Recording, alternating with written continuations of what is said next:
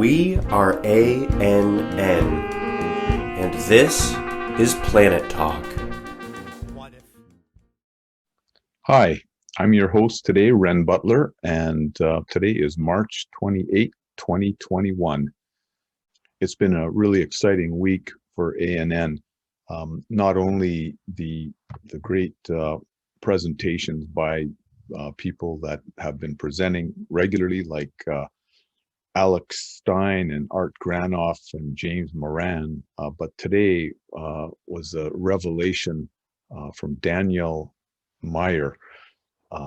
Her presentation was just excellent, and I'll have a link to that at the end of this video. So please watch her video after you watch mine.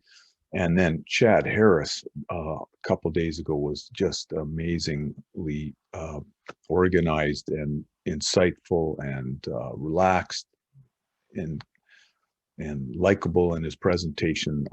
Really great job, and I hope you'll check out his archetypes in the news on a regular basis and all of the other content on this channel. So this is going to be a short and sweet one today, with no notes. So I'm looking at the transits for today. Danielle Meyer did such an awesome job for the transits today that I'll just touch on some of the major points. So happy full moon. It is a very warm full moon with that sun in Aries, conjunct Venus, and then opposition moon in Libra. And the nature of Venus on this full moon makes it an especially loving, sociable, friendly, pleasant, amiable experience. Most people will probably feel happier if they spend quality time with friends on a day like today or this evening. If you're alone, it's possible you might feel a little bit lonely under these transits. Moon Venus is just so conducive to cozy cocooning and cuddling and bonding with our partners, family, favorite friends. However, some people may find satisfaction in being busy today. There's also a grand trine in the sky of Moon-Mars-Saturn.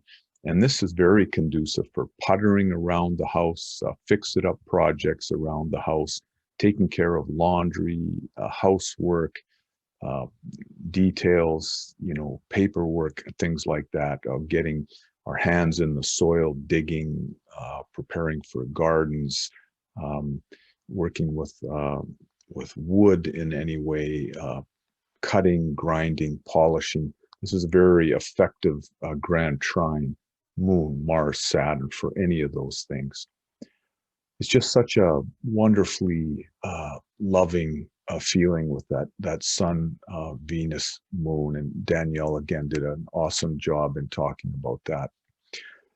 Now, one of the most important longer-term transits is the Saturn conjunct Pluto. Last year, there was a lot of talk about the Saturn Pluto in the astrology community. Now that Saturn is, it's almost 15 degrees away past Pluto, the exact conjunction. It's called the separating orb. You don't hear much talk about it, but in fact, this is still a very strong transit. It is about to move outside of that 15-degree orb, but will be moving retrograde later and coming back well within that 15-degree orb of Pluto. So we are still in that transit continuously until December. Saturn Pluto, Rick Tarnas describes sometimes as like hard labor in the psyche, the concentration camp archetype. I've described it as a hard birth contraction bearing down on humanity. And this is the third year of the Saturn-Pluto conjunction. And often Saturn transits can feel more difficult at the end. That's Saturn's nature, is to delay its full effects. That doesn't mean that there are going to be more outer world problems necessarily at the end of a Saturn transit, but we get weary. It's like a war of attrition. We get worn out, and it gets into our bones, and it kind of breaks down our resistances over time. And many people are feeling that. People are feeling the sorrow of the world, the sorrow of all humanity, and the sort of heartbreak of what many people are going through in this world, and the sorrow of animals. Many people feeling the sorrow of a particular wild animal. Let's say I know someone who living in South America, and a sloth was attacked by some children and then a dog, and they tried to take care of this poor animal, but it died the next day. And that can really affect people. And my partner Carmen often grieves over the suffering of animals. Um, Something that many people don't realize is that household cats, as loving or as lovable as they are and cute as they are, when they are outside, they kill hundreds and hundreds of wild animals a year. And every one of those animals is part of a family. It might be the mother of little ones, or the father, or the part of a group, a family, and it causes a lot of suffering. And there's a movement to limit the access of cats to outside, to roam free. And people are building these catios, they're called, the kind of extensive areas where cats can run around without killing, vulnerable squirrels and birds and so on. So this Saturn Pluto really help us to feel the sorrow of the world, the weight of the world. We can feel that pressure. And any vector of suffering, whether it's personal, or we feel the sorrow of humans or animals, if we feel it deeply enough, eventually we'll break through into the transpersonal realms, and we'll have some kind of a healing breakthrough. And that doesn't mean we want to stop maybe being an activist if we're involved in some concrete action to help people or animals or trees. But it can help us to come to terms with the universe, and not be so weighed down. Our hearts go out to the victims of the horrible shootings this past week in Atlanta and in Boulder. It's a terrible thing, and I just want to talk briefly about that. This sort of campaign of hate against Asians that was really launched by Trump. All dictators and dictator wannabes single out some group that they will make it okay for their followers to aim their hate at. George Orwell explored this in his masterpiece of dictatorships and autocracy, totalitarianism, 1984. It was written in the late 40s during the Saturn Pluto conjunction of that period, and it was set in 1984, which synchronistically was the very next Saturn Pluto conjunction of 81 to 84, and we are in the third year of the very next Saturn Pluto conjunction after that. So in 1984, the Big Brother, the dictatorship, has an event that happens, I believe, once a day called the 2 Minutes Hate, and they put some supposed cultural villain on this big screen, and everybody yells and screams and throws books at the screen and so on. And this is a standard ploy of dictatorships, and it's a despicable and cruel behavior. And let's hope that it ends soon. I believe that for all the goodness in the Russian people, that Vladimir Putin is probably also quite happy to have attention deflected away from him and onto sort of another public enemy that Trump has kind of adopted, i.e. China. Talks about the China virus and so on. many people might not realize that the last huge pandemic, the smallpox pandemic at the end of World War I and the following several years, that actually originated, I believe, in Oklahoma. So, there's no monopoly on where these viruses originate. We are also in the Saturn square Uranus, of course. Many people are talking about that, and it is also one of the major alignments in the sky right now. And the thing about Saturn Uranus is it asks of us to be balanced, to be reasonable, to be part of the moderate majority. Watch out for tendencies toward extremism. It's very easy to take an extreme position. Either we can identify with the Uranian side of the polarity and see, zero in on those that we see as repressive and constricting and judging, or we can identify more with the Saturnian side of the Gestalt and then zero in on forces or people in society that we see as too eccentric, too unordered, too undisciplined, too progressive, or anarchistic, and so on. We all need to embrace the higher side of both Saturn and Uranus. We need to be disciplined. We need to be responsible, to be aware of the consequences of our actions.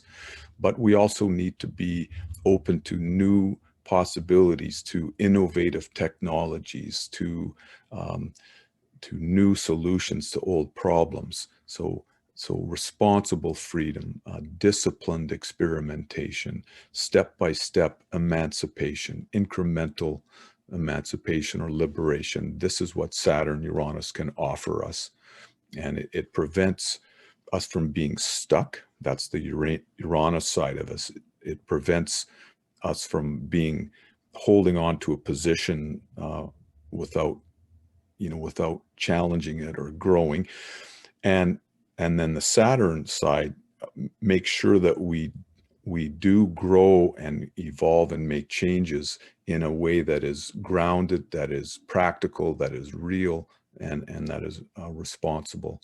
So these are a very beneficial energies in many ways. As Danielle Meyer mentioned today, Stan Grof was born with Saturn Uranus in square, and we can see in him tremendous professional integrity and hard work and long efforts to integrate his discoveries into the mainstream, his discoveries of the perinatal layer of the psyche, and of course the transpersonal realms that Jung kind of reintroduced into Western civilization.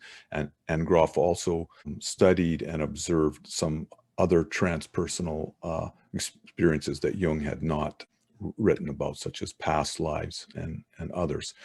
And at the same time, as well as having that Saturnian hard work and integrity, he has the sort of progressive kind of world renewing breakthroughs that have a potential to help many people in the realm of psychology and self-exploration.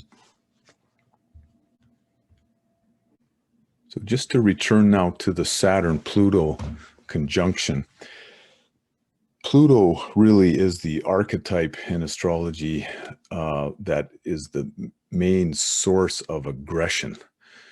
And Stan Grof was able to demonstrate by looking at the sessions of thousands of sessions of his clients that one of the most important sources of aggression in most people's psyches comes from the birth process. The fetus could be in a life-threatening situation for many hours, and any organism or life form that is subjected to that kind of pressure for that long will have an automatic aggressive response, a raging response. But as Stan writes, because the fetus cannot scream, fight back, or leave the situation, all that aggression is pent up in the musculature and cells of its own body. We also introject into our systems the contracting forces of the mother's body itself, and this becomes a very powerful root of judging and punishing attitudes. And this dynamic stage of labor with the choking and suffocation that happens in the activation of aggression, Rick Tarnas correlated with the archetype of Pluto. It's very important that we don't aim our aggression at other people and other human groups and at the natural world and the living things of planet Earth. But that's only the first step. The deeper solution to the problem is that we need to clear out those repositories, those memories within us of that raging aggression. And when people have an opportunity to access their unconscious contents in a supportive environment, they can spend hours expressing this intense volcanic aggression, like it's like explosive discharges of aggression come out of the system in that safe environment.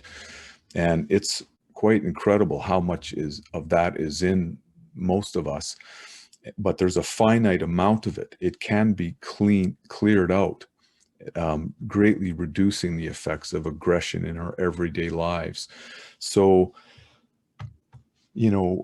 we're all in this together, and racial hatred and acting out has been a part of the human saga for a very long time, but it's one hopefully we are outgrowing.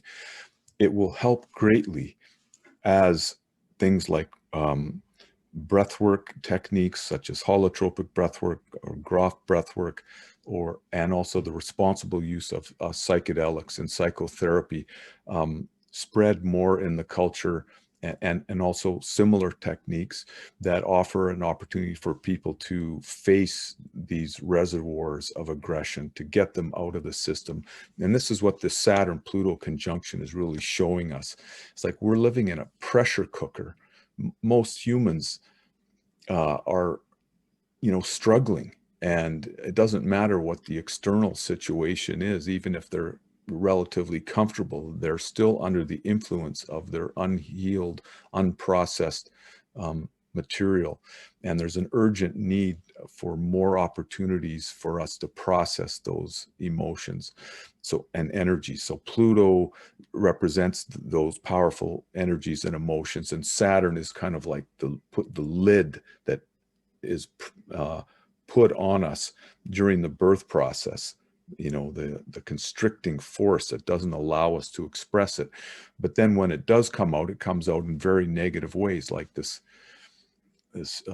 shooter of the Boulder massacre at the supermarket. Something snapped inside that guy, and he became a human monster in his behavior.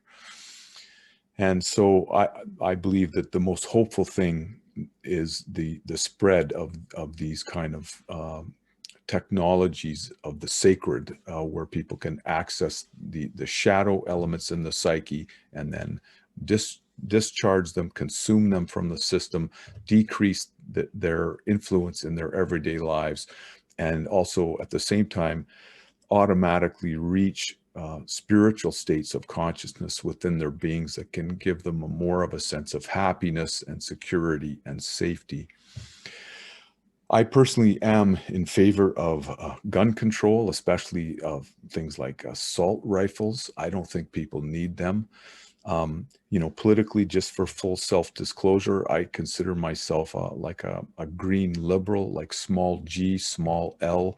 I'm not tied to any particular party, but I do care a lot about the environment. I also believe in the equality of humanity. If I was American, I would probably vote Democrat. So that said, if it's possible to pass gun control legislation, then I think that would be a good thing. But I don't think that the Democratic Party in the United States should put all their eggs in that basket. I don't feel a political affinity with gun nuts and all of the incredible lobby groups in the United States. the NRA and so on. But it is correct that it is the aggression inside of people that is really killing people. And I believe that decreasing the total level of aggression in the collective psyche is the only long-term solution. If it's possible to pass gun legislation, then great. But I hate to see situations where the Democrats lose election after election, like they did in the mid-90s when both the Senate and the House went to the Republicans, and exit polls showed that the most important wedge issue for those voters was the Clinton presidency's attempts at gun control. And so if they lose the election just on that one issue, then all the other good things they could do don't happen either. And so I think that we have to be pragmatic about it. I think that climate change is a much more serious risk to humanity in the long run than guns. And, there are already thousands of people in the world every year, possibly tens of thousands, dying from climate change related weather events. It's very hard to single out this particular event, but statistically, things are getting more extreme, and this is a huge threat.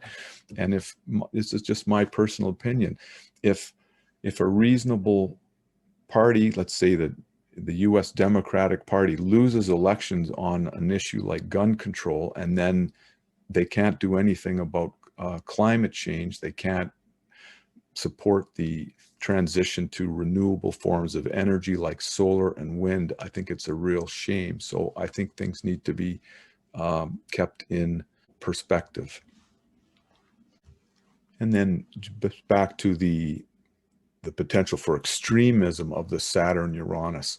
We're all in this together, and this is a very, as I've said, and this is a very painful time in the United States with the intense factionalism and polarity and divisions in society. One thing that I think about sometimes is, people have a lot more in common than they have differences. Most people, whether they're on the left or the right or the center, they love their children, they love their families, they want happiness and safety in their neighborhoods, they care about the earth. They're basically good people. We all have wounds that we need to face and deal with. Many people don't see it that way, but that's how I see it. Certainly, that's been a part of my journey.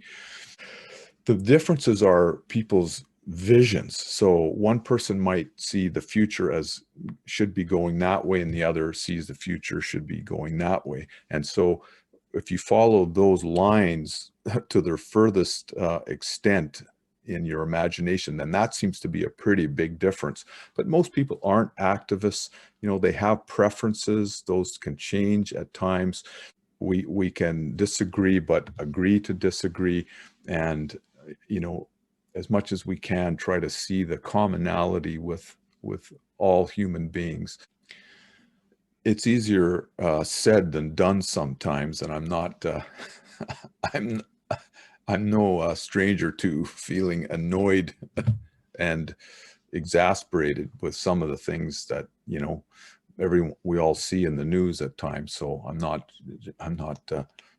totally starry-eyed about this quest, but this is sort of the long-term hope and quest, I believe.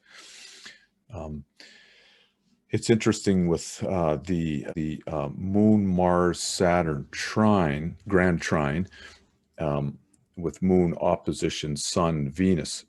Danielle mentioned that is a kite formation.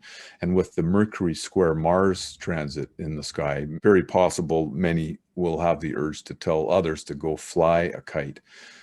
Mercury Mars is conducive to kind of sharp comments and insults or sharp judgments and things like that. And there can be kind of heated mental energy or verbal sparring under that transit. Venus sextile Saturn helps us to accept our flaws. For example, I've got this zit on my nose. I apologize for that. And it helps us to appreciate the mature constancy and reliability and integrity in our friends and our partners. The Venus Saturn is very wonderful for that. The Moon Venus can have a little bit of an indulgent quality. You might be drawn to sweets tonight, dessert, and all things in moderation, and including moderation at times. The Saturn trining Moon will help us to kind of have that sober second thought about maybe one helping of dessert is enough. Rita Mae Brown was born with a Moon Venus aspect, and she said, lead me not into temptation. I can find the way myself. So that's kind of a fun way of illuminating these archetypes. I think that's all I'm going to say today. Thank you for tuning in. We want to hear from you. We want to know what you would like to hear more about. Are there issues in astrology you would like to be discussed? Issues in the news? Are there any subjects that you would like to know more about? Please write a post after this video with anything that you think the anchors of ANN could look at that you would find interesting. And it's always wonderful to hear from people, so your posts are greatly appreciated. Please like our videos if you like them and share them, and you can subscribe to this channel. For those of you who don't know, there's a notification bell upper right-hand corner. If you just click that, then you will receive a notification whenever we upload a new video. And it won't come to your email address. I'm pretty sure it doesn't come to mine, but every time you log on YouTube, you will see a little notice that, you click it, and then you'll see, just like with Facebook, you'll see ANN uploaded a new video. So that's another way you can keep in touch with what's happening. Thank you for sharing this moment. I hope you have a wonderful afternoon and evening, and I'll talk soon.